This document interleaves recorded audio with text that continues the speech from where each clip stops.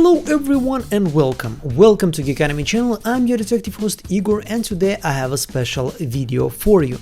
I was a little bit hesitant in doing this because this is not usually something that I do here on my channel. Usually I do deep dives, analysis, like some kind of impressions after watching some interesting TV show. But when I got this opportunity, I understood right away that there's no fucking way I'm gonna let it go. So today I'm gonna be talking to Douglas E.Hughes, who you may have seen maybe in Suits, you may have seen them in Umbrella Academy, but mostly he's right now blowing up online and being exploding on the internet with his new role of the Man in Yellow, a new big bad, a new villain who is probably gonna be very big news in season 4, and of course I'm talking about the TV show From. I'm not a professional interviewer, I don't know exactly how to conduct it, but we just had some interesting conversation and I think it's gonna be interesting for you also. Anyway, you'll be the judge. Enjoy. So, hello Douglas. Doug, thank you so much for spending some time with me today. We're gonna discuss some interesting topics for my viewership, and hopefully we're gonna get to learn more about you. Right now we know you as the Man in Yellow, and we would like to get to know you. So if from the beginning, just tell us a little bit about yourself, and we would love to listen. Привет, Igor. Как дела? What would you like to know? You want my biography in 25 words or less, or? I kind of read a little bit about you on IMDb. I should have seen you in Suits. I love this TV show. Oh no, you didn't miss a thing. I was a tiny support role. I think for most of my viewers, obviously it's what's interesting is the part of the Man in Yellow from TV show. This is most of my videos on my channel are regarding this TV show, and right now we have the big bad, and we can talk to you about it. But we understand that you're not going to be able to share anything with us, spoilers related, obviously. Well, I'm not going to be able to share anything with you because I don't know anything. I know no more about the Man in Yellow than anyone who has seen that episode. That's as much as I know. Well, you got some probably directions from the directors, from the showrunners. It was very minimal. I mean, I auditioned for this role 4 days before it was shot. No, it was a 5-minute long Zoom audition where I did the scene exactly twice, and Jack Bender was on the other end, and I did, my prepared version of it, and then he gave me some slight direction, had me alter it just a little bit, had me do it again. That was it. And then I found out, this was a Saturday afternoon. I found out late Saturday night that I had been booked, and I was on a flight to Halifax on Monday morning. So. Okay, that is interesting, but I remember you told me that you were being auditioning to from season 1, right? Yes, I originally auditioned before the first season, and I didn't know anything about it. I got the audition, I got the sides, I read the scene, and I just went, oh my God, this stuff is brilliant.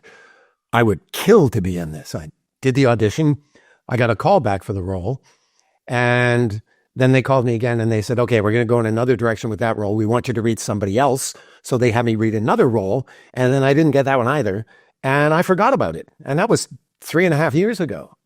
And then out of the blue this spring, my agent got a call for an availability check. So she called me up and she said, do you have anything happening for the next month? This is back in the spring. And I said, no, I don't have anything going on. She said, okay.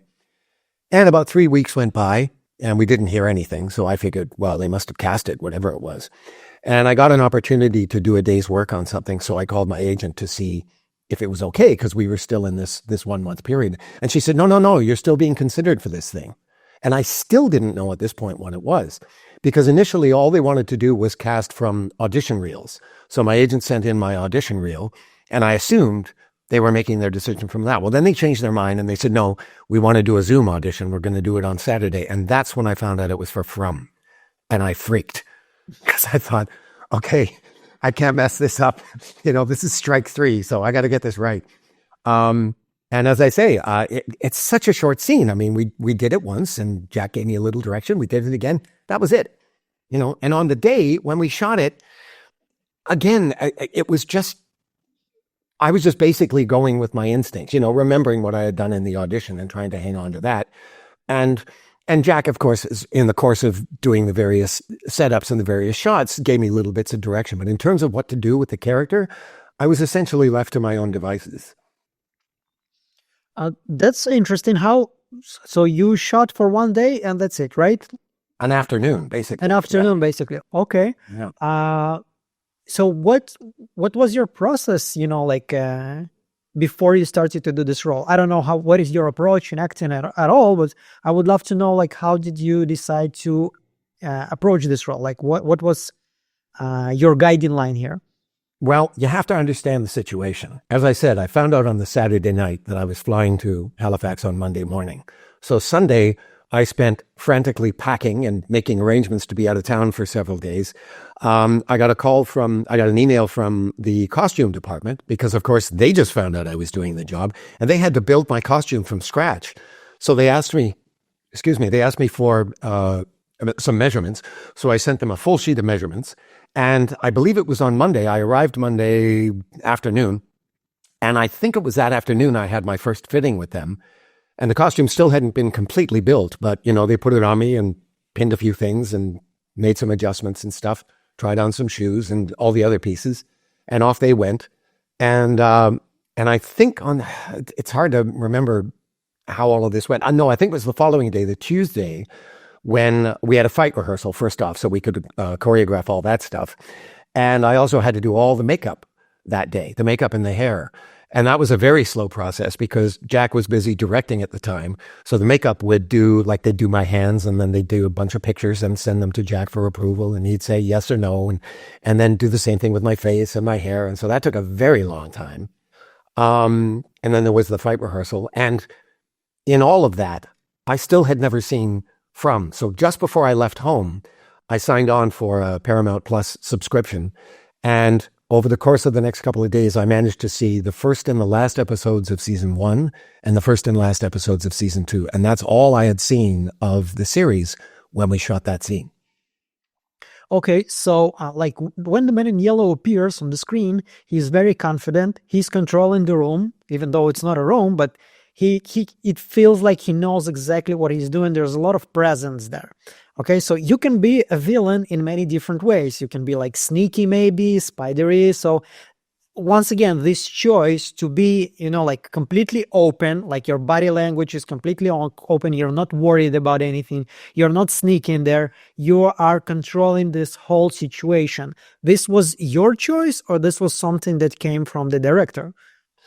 Well, neither, actually. It's something that came from the script. Mm-hmm. I mean, reading the script, it was very clear that this guy in this scene is in complete control, and I think it's a testament to John's skill as a screenwriter that he can convey all of that in 5 lines, I keep saying to people, when you read that scene, you kind of have to be an idiot not to figure out what's going on. It's very straightforward, So I kind of went with that. Now, when I auditioned, my first instinct with the scene was to inject a little bit of humor into the scene, Mm-hmm. because again, I got this sense of his comfort. So I thought he can afford to play around a little bit. So I took that approach. And the second time, the only direction Jack gave me was he asked me to tone it down a little bit, and so I did it again. And he said, yeah, that's fine. And so it was basically that. On the day, I think, when you get on set, it's a whole different environment, and suddenly, you've got to come up with the goods. And so I thought about who this guy was from the little information I had, because I have no information about his background at all. I had to infer everything I know about the guy. And I thought to myself, well, whoever this being is and wherever he comes from and whatever his purpose is, in order for him to have gotten where he is now, he must have been severely damaged along the way. And that was basically the root of what I brought to the role right there. And interestingly enough, just last week, I don't know how I found this, but I found this quote from Mary Wollstonecraft Shelley, who wrote Frankenstein. And she talks about monsters. And here's what she says. The story of villains is much more entertaining than the story of heroes, because monsters are not born, they are made. They do not emerge from the void or darkness by themselves, but they are shaped by circumstances, by the wounds of the world around them. They reflect the deepest of human pain, rejection, loneliness, misunderstanding. A hero is defined by his acts of bravery, but a villain is the result of a heart that was once pure and ended up corrupted. The monsters, in their tragedy, show us what could happen to us all if the world turns its back on us. And when I read that, it really resonated with me because I thought, yeah, that was my sense of the man in yellow right there. That's a beautiful quote. It kind of reminded me the whole concept of, there's like, we just passed the whole comic book movies, like the whole Marvel Cinematic Universe. This is the whole phase. It's kind of already fading. But every time you watch one of those movies, you can see the villain versus the hero. And most of the time, there's just one difference between those two characters. Like, for example, both the villain and the hero, they're going through a tragic experience of some sort. Usually the heroes have some kind of love in his life, a family or a girl or whatever, and this is what keeps him on the hero path. And the villain loses everything. He doesn't have a love in his life anymore, so he goes to the path of a villain. Like Spider-Man losing his uncles, he still has Mary Jane, and he has his aunt. Yes. So this is why he stays. Like the other, Doc Ock, he's losing his family, he becomes a villain. I have another question about the fight between Jim and Man in Yellow. So at some point, you're easily, I forgot the word, you're ripping off his neck, his Adam's apple. Is it CGI or is it something with the props? It's a bit of both. They actually built a piece around his neck that I had to pull off. Mm-hmm. And it was interesting because the piece there was a lot of fake blood and stuff, so it was very wet, and it was very lightly attached to his neck, so it was very difficult to keep it. I basically had to hold it in place and then pull it off. And because it was so slippery, when I pulled it off, this big chunk of flesh stayed attached to his neck, and it just kind of fell down onto his chest. And it was that was not the plan. It was supposed to come right off. But then when we saw what that looked like, Jack was like, no, that's fine. Don't worry about it. It's great. We'll throw some blood and guts on top of that. It's going to be beautiful. So that's how that went. Okay. So I assume right now there is no point in asking you if there are plans for season 4 for you, probably no conversation about it, right? Well, all I can tell you about that is the reason they decided to have actors audition for the role rather than just send in their reels was because, well, the way it was presented to me was they apologized for making me come in to read for such a small role. Personally, I had no problem with that. I audition for roles like that all the time. But they said the reason they wanted to do the actual auditions is because if there were to be a season 4, he would be a very significant part of that. And they needed to know that I'd be able to handle that. So that's why we had the Zoom audition, basically. So I assume that's where we're going, but again, I can't really say anything definitively. We're all hoping for it. Anyway, you and me both. Logically, yes. Logically, we're gonna have to see the Man in Yellow in season 4. Obviously, it looks like he is the big bad, or at least he is way bigger than anybody else we have seen so far. And you're gonna have to watch right now the From TV show. There's not enough to watch 4 episodes right now. You have to. Oh, I've seen it all. I mean, okay. So as soon as I got home, I watched the rest of 1 and 2, and then as soon as season 3 came out, I watched it every week as it came out. Interestingly enough, though, one of the episodes that I chose was the finale of season 1, which just happens to have the radio conversation in it. Mm-hmm. And that was just pure luck that I happened to choose that episode because, it was the end of the season. I thought they're going to be wrapping things up. There'll be lots of information. And I'm so glad that I chose that one because there I am having to essentially repeat the same line. And it's a different actor, a different voice. So it gave me a chance to try as much as I could to match my voice to what he had done. So that was just the luck of the draw, Okay. Were you aware of what is going on with this TV show, family-wise, the community around this TV show? I mean, I've seen it. Like I have seen it 6 times, I think. I've seen many moments more than dozens of times. I've analyzed this TV show. I read about, I think, almost everything possible there. And I'm not even the craziest one. I know people that are way more into that than I am. So I've met a number of them. how are you experiencing this? Like what is like everybody wants to talk to you right now. You're in every interview. I've seen you on many channels that I'm watching on YouTube. And it's not like it's completely new for you. You've been acting for a lot of years, but mostly I know in theater, right? You're also writing. Yes, but you have to understand this degree of, I hesitate to use the word, but this degree of celebrity is something I have no experience with. The closest thing I can compare this to, and you've probably heard me say this already if you watched the other interviews, was back about 40 years ago when I was in my 20s. And for whatever reason, I started landing a bunch of TV commercials here in Toronto. And so I went through this very strange period where my face was everywhere. I mean, it was literally everywhere. I'd go to the metro and there'd be this huge poster with my face on it, or I'd get on the subway. I remember this one day I got on the subway and I just happened to sit right underneath this advertisement for this beer commercial that I had done. And there's my face right above me. And there's this woman sitting across from me who's, just kind of looking around the car the way you do. And she looks at me, and then a little while later, she looks up at the ads and she sees the ad over my head. And she looks down at me. She looks up at the ad. And she looks back at me. So I thought, okay, what do I do with this? So I just went like this. I went. And then she went, looked away. She couldn't look at me. But I mean, it was that kind of stuff, I was actually working through some of this period. I was working at a bar as a doorman, believe it or not. And I was constantly getting recognized by people. But the weird thing is, it's not like being recognized from a TV show because they don't know my name. I'm not a character. I'm just some guy in a commercial, So I would have these weird conversations with people where they go, hey, you're the guy that's in the Labatt's Blue ad. And I say, yeah, that's me. And they go, wow, that's really cool. What's that like? And, I'd sort of answer that. And we'd get about 30 seconds into the conversation when I would see their eyes start to glaze over as they realized, I don't know who the hell this guy is. And so the conversation would kind of grind to an awkward halt. And then they'd say, okay, I'm going to go in the club now. And I'd say, yeah, great, And after having that conversation about 36 times, I went, I don't ever want to have that conversation again.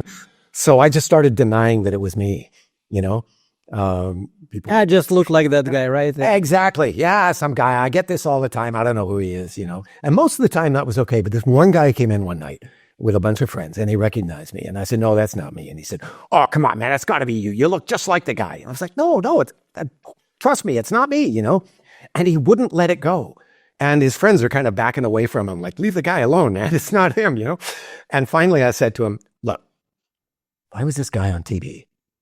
What the fuck would I be doing working here? And he went, oh, yeah, you're right. Yeah, well, most of the people don't know, like for many actors, even if you land like some big roles and there's like a very nice paycheck there that can sometimes be good for you like for a year or something, still you're all the time, like if you're not a top A like list celebrity, like when you get in millions and millions for a movie role, you between works, you usually need to think like where do you need to bring your next paycheck. Sure. I've been on many conventions. Like a couple of years ago, there was a period of my life when I was flying to conventions, like on all the fantasy TV shows, and I met some actors, and I would talk to some guy who's been like the main actor on a big TV show like Spartacus, and he would tell me about his new business venture, and I would be like, I mean, you were the lead on a very big show. Why do you need business venture? And he's like, yeah, you get a nice paycheck for that, but then after it's over, you expect the call, but it's not coming. So you need to think about something else. Now, coming back to from topic, I hope you excuse me. This is like most of the things that my audience wants to hear. Of course, I totally understand. So you've been working with Jim and Julie, right? Yes. The characters. So you haven't had any chance to work with other actors. It was a short experience. with those two, and probably like the director was there, obviously. Still, any stories, something funny, something maybe happened, or if not, it's okay. Also, like if there's nothing, you can tell me there's nothing. No, not really. I just found out the other day, I know Cliff Saunders. Cliff and I spent a year together working at the Stratford Festival here in Ontario. And I just found out that Cliff was actually there that day, but I didn't see him. He saw me at some point, apparently, but I didn't get to see him because if I'd seen him, I would have, said, hey, come on, let's hang out. But no, there wasn't really anything like that at all. I mean, it was such a whirlwind. I can't really convey how crazy those 4 days were, and then suddenly it was over and I'm being driven to the airport and that was it. So, and so I'm in a kind of a weird place now because yes, I've met Ian, but Ian's gone now. And I met Hannah, who presumably I'll see next year, but I haven't met any of the rest of the cast, the existing cast anyway.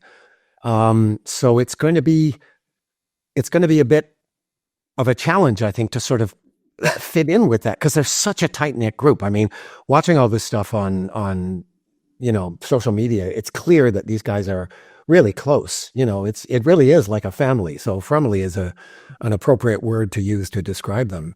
And I'm going to be the new kid on the block, so that's going to be an interesting journey, I think. Well, nobody's really gone in this TV show. Like, oh, I know. I was saying the same thing myself on the day we were shooting it because everybody was all sad, Jim's leaving and blah, blah. I said, hey, this is From. He'll be back. He'll just have different makeup. Exactly. Yeah, he will become a ghost, or he will be saved through time travel or something. With the time travel thing, you've got all the license in the world to do scenes from the past. So yeah, I'm sure he'll be back. Well, since once again, since I myself is a little bit crazy in this thing, in a good sense. I hope in a good sense. We have I would remind my audience, and you just rewatch this show, you probably remember in the end of season 1, we have Tabitha's vision when she goes in the lighthouse and she's dreaming about being in the lighthouse, and then she sees Jim upside down, screaming and trying to catch some kind of a flashlight. Now, we still haven't seen anything like it. There is no explanation for it. There is no meaning for it. It's not a memory. It's not a flashback, really. It's something that's supposed to happen yet. Now, it cannot really happen unless Jim is going to be somehow alive. Since we have seen already time travel, I think there will be at least an attempt from Julie's part to save her dad. Like this is, any figure would probably do that in her place. I would love to talk more about From, but I also wanted to know, is there, what is right now happening for you? What are the plans? Until the next season, there's enough time. So let's say somebody wants to see you or hear you anywhere right now. What can they do? Well, I'm not performing anywhere at the moment. As you know, I also write plays, and my writing partner and I have just finished the first draft of our next play. It's a psychological thriller about identity theft, a three-hander. And so we're taking a bit of a break right now for the holidays, but we're going to get back together in the beginning of next year, do the second draft, do some rewrites, hopefully get a reading and get some feedback and do some more rewrites. So that's going to be the thing that I'm primarily dealing with, I guess, over the next little while. Awesome. And hopefully this is something we're going to be able also to see in the theater, obviously, right? Fingers crossed. Fingers crossed. Maybe this is going to be a good reason for me to visit finally. I've never been to America, obviously not to the United States, not to Canada, not to the whole continent, and it's a big dream of mine. So if I can, maybe one time, combine between two goals, it would be amazing. Is there anything else I didn't ask you? Since this is not a question that a professional interviewer would ask usually, but as you probably noticed, I'm not a professional interviewer. So I'm like, did I miss something? Help me, please. Maybe I was supposed to ask something and I didn't. Well, there is one thing that I would like to talk about, and that is our most recent play. It's called Deadline, and it's a comedy thriller. It's about two writers who find themselves trapped inside the murder mystery that they're writing. And so, in a sense, it has some similarities to From, quite a few actually, because you have this couple of people who are magically transported to this other world of a sort. They have no idea how they got there, no idea how to get home, and people are being killed. So it's a fair amount of overlap with this. Yeah. The other thing is they're transported to this world because they have been hired to ghostwrite a play that was begun by this famous mystery writer who dies in a mysterious house fire just a few weeks before the play is supposed to open on Broadway. So the producers are madly looking for someone to finish the script. So these two get hired. They have very little time to try and finish this script by their mentor, the greatest mystery writer ever. And it's an impossible task, but they decide to take it on. So the play begins with them reading the set description. And the set consists of a very small piece, which is their office. And the rest of the set is where the play takes place, which happens to take place on a yacht. So as they describe the set, we see it appear off behind them. And as they describe the various characters, as they come on stage, we see them appear on the stage. And as they begin to read the dialogue, we see the characters mouthing the words. And eventually the characters take over their own voices. And these two take over two of the characters. So they kind of join everybody up on the yacht, reading these two characters. They get to the end of the 25 pages. All of the other people on stage freeze. And they go, okay, let's go back to the computer. And they turn around and their office is gone. And they realize they're on the yacht. And it's like, how the hell did we get here? And more importantly, how do we get home? And the guy says, well, we kind of read our way into this mess. I guess we're going to have to write our way out. So they decide to solve the mystery from inside the mystery as they play two of the characters in the mystery itself. So this is another similarity it has with From, in the sense that the audience is trying to figure out the mystery at the same time as the characters, you know? So the same way we see every episode of From, you know, the characters are working on this mystery. The audience is basically in the same boat as them, you know, that we're both experiencing it at the same time, which is, as far as From goes, it's a really seductive aspect, I think, of the writing, because you get so drawn in, you know?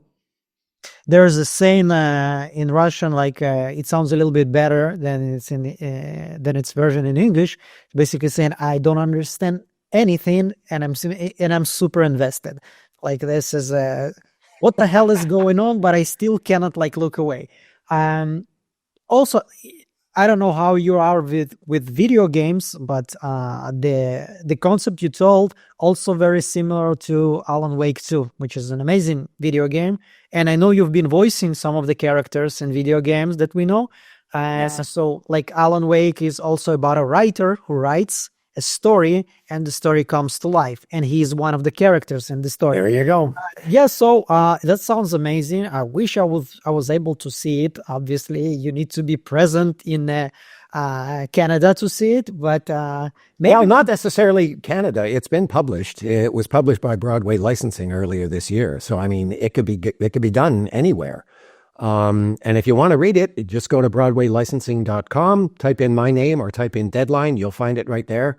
The way you describe it, like the way that its set is built, I've acted a little bit, not just an amateur, you know, not a professional, but I know what it's to be like on the stage. Obviously not a big one, but still, like what you're explaining, it sounds like a huge production. Like you're building the set while they are explaining this. It's not, I don't mean huge. I mean, it's very, very difficult, and it's super engaging to see something like this on the scene happening in live, not recorded, not edited, but happening in live. So this is something I would love to experience by visioning it, not just by reading it, but also like seeing how it's all happens on the stage. I think this is It's had one production. Its premiere production was at a theater company called the Human Race Theater Company in Dayton, Ohio. This was 2 years ago. And it's a very small theater, and we were a bit concerned about, you know, the demands of the play, the production demands. But actually, they were able to achieve what they needed to with the set very simply and very inexpensively, too. The beauty of this piece is that as far as the set goes, you can make it as simple or as complicated as you want, depending on your budget. So I mean, if someone were to do a big splashy production, yeah, you could really go to town on the yacht and all that stuff. But you can also do it much more simply if you don't have those kind of resources. Well, that sounds amazing, and I thank you so much for being here with me. I hope I was not as bad as I was pretty sure I'm gonna be. As I told you, I'm not an interviewer, and as you know already, English is obviously not my main language. So I tried my best, and sometimes I forgot a couple of words. And I hope that we're gonna find more reasons to make those conversations. So we'll have more topics to discuss in the future. Because this was fun for me, and I hope it was fun for you. And I would love if you will say a couple of last words to the audience, because they came here for you, not for me. They want to hear something from you.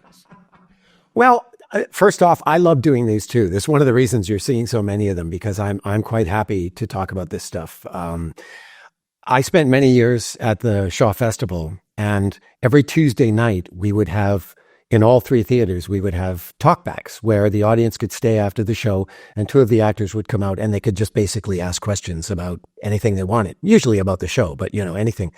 And a lot of the actors in the company weren't crazy about doing those talkbacks because you tend to hear a lot of the same questions.